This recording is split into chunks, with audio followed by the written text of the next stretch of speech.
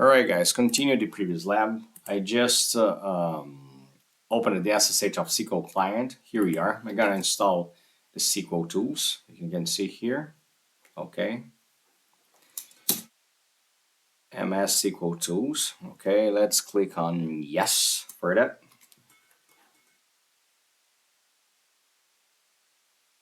With that, we put on yes. Yes. Alright.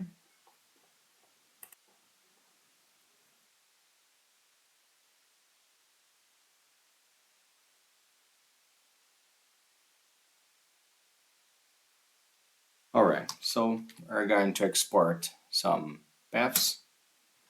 Okay, now we're going to get in that.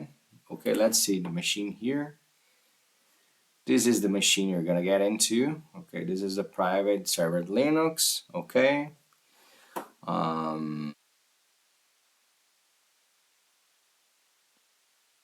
Let's just SQL command that. Okay, so we're gonna have to do this. Let's get the user admin.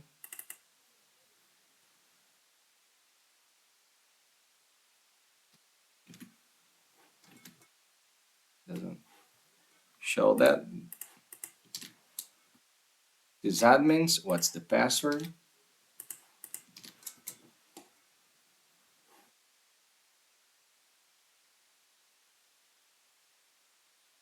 And there it goes. There is an error, timeout expired. Okay.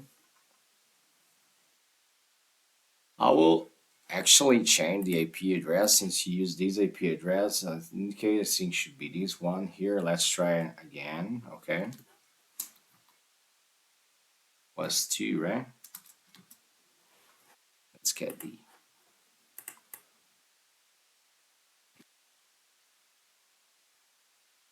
okay. So we got into that. So we are in. So we can just quit.